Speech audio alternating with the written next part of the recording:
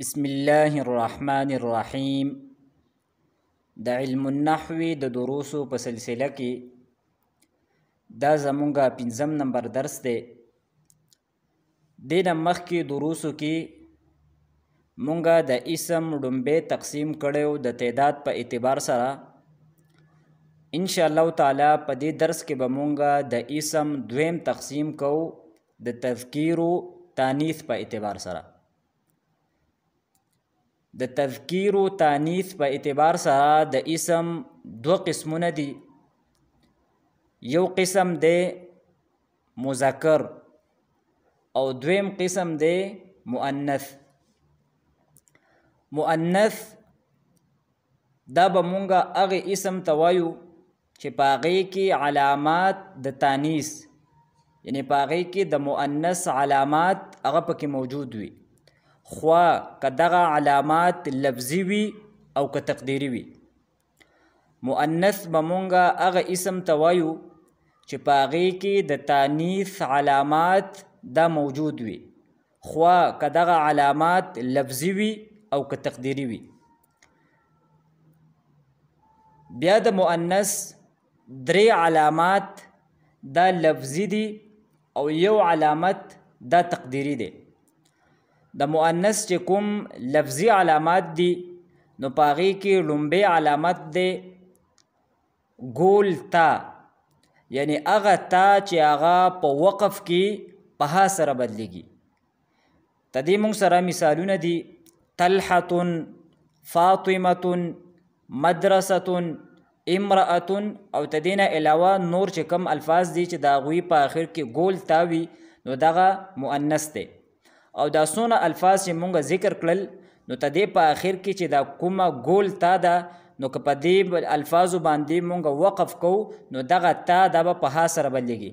مثلا د طلحتن طلحه، د فاطمتن فاطمه، د مدرستن مدرسه، او د امرأتن امرأه. نو د مؤنث لومبی علامت دی ګول تا، یعنی هغه تا چې هغه په حالت وقف کې په ها سره بدلیږي. د مؤنث دویم لفظي علامت دی الف مقصوره زائده. او الف مقصوره د هغې الف ته ویل کېږي چې هغه د کړه زبر په صورت کې لیکل کېږي او د هغې نه لاندې یا وي، دې ته الف مقصوره وایي. خو د مؤنث علامت هغه الف مقصوره دی چې هغه زایده وي، یعنی د فا عین او د لام کلمې په مقابله کې دغه الف نه وي. تدې موږ سره مثالونه دي: حسنا، نو د حسنا په آخر کې الف مقصوره زایده ده. داسې سلما، حبلا، نو سلما حبلا دا مؤنث دي ځکه چې په دې کې د مؤنث علامت الف مقصوره زایده دی. د مؤنث دریم لفظي علامت دی الف ممدوده زایده. الف ممدوده دا به مونږه هغې الف ته وایو چې د هغې نه وروستو حمزه وي او ته دغې الف د پاسه مد وي. الف ممدوده دا به مونږه هغې الف ته وایو چې ته دې نه وروستو حمزه وي. نو د مؤنث علامت هغه الف ممدوده دی چې هغه زاید وي، یعنی د فا عین او د لام کلمې په مقابله کې نه وي. تدې موږ سره مثالونه دي: خنساء، نو دا مؤنث دی ځکه چې په دې کې د مؤنث علامت دی الف ممدوده زایده. دویم مثال دی حمراء. دریم مثال دی صحراء، او داسې نور الفاظ چې د هغې په آخر کې الف ممدوده زایده وي. نو دا درې خو د مؤنث هغه علامات دي چې دا لفظي دي او مونږ او تاسو ته په نظر باندې راځي. د مؤنث څلورم علامت هغه تقدیري دی، یعنی هغه تا چې هغه پټه وي. تدې یو مثال دی ارضن. نو ارضن دا مؤنث دی او په دې کې د مؤنث علامت دا ښکاره په لفظونو کې موجود نه دی بلکې په دې کې تا مقدره ده، یعنی پټه ده، ځکه چې تدې کم تصغیر دی هغه اوریزتون دی او د تصغیر نه د یو څیز اصل معلومیږي نو په دې تصغیر کې تدې په آخر کې ګول تا ده. نو ارضون په دې کې د مؤنث علامت هغه تای مقدره ده، یعنی هغه تا ده چې هغه پټه ده. دویم مثال دی دارون، نو تدې هم تصغیر دی دویرتون، نو په دې کې هم تا مقدره ده. دریم مثال دی عینون، دا هم مؤنث دی ځکه چې تدې تصغیر راځي عینتون او په هغې کې تا موجوده ده. او د مؤنث دې قسم ته یعنی هغه مؤنث چې په هغې کې د تانیث علامت هغه مقدر وي نو دې ته مؤنث سماعي وایي. نو دا مونږ سره د مؤنث څلور علامات شو، درې علامات هغه لفظي او څلورم علامت هغه تقدیري او هغه هم ګول تا ده. نو دغه ګول تا دا به پکې پټه وي. د تذکیر و تانیث په اعتبار سره د اسم دویم قسم و مذکر. مذکر به مونږه هغه اسم ته وایو چې په هغې کې د تانیث د علاماتو نه یو علامت هم موجود نه وي. مثلا رجلون، نو په رجلون کې د تانیث یو علامت هم نشته. کتاب، نو په کتاب کې د مؤنث یو علامت هم نشته. او داسې نور هغه الفاظ چې په هغې کې د تانیث علامات نه په لفظونو کې وي او نه تقدیري وي نو موږ به دغې ته مذکر وایو. بیا د ذات په اعتبار سره د مؤنث دو قسمونه دي. یو ته مؤنث حقیقي وی او دویم ته مؤنث لفظي وی.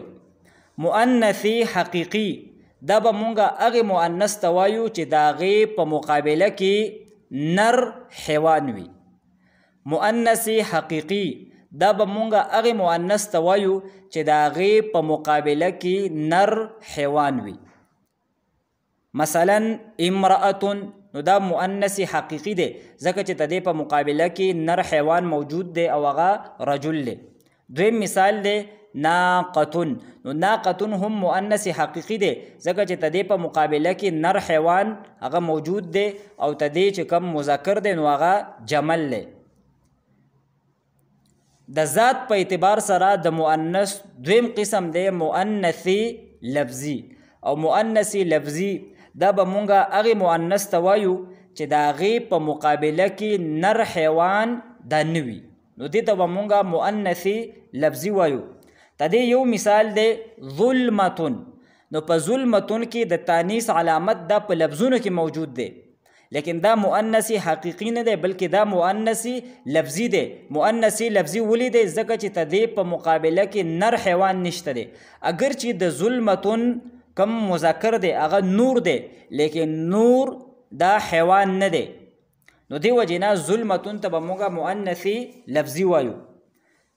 دویم مثال دی قوتون، نو قوتون هم مؤنث لفظي دی ځکه چې د دې په مقابله کې چې کم مذکر دی یعنی ضعفون، د قوتون کم مقابل دی او کم مذکر دی هغه ضعفون دی لیکن دغه ضعفون دا حیوان نر حیوان دا نه دی لہذا قوتون ته به مونږه مؤنث لفظي وایو.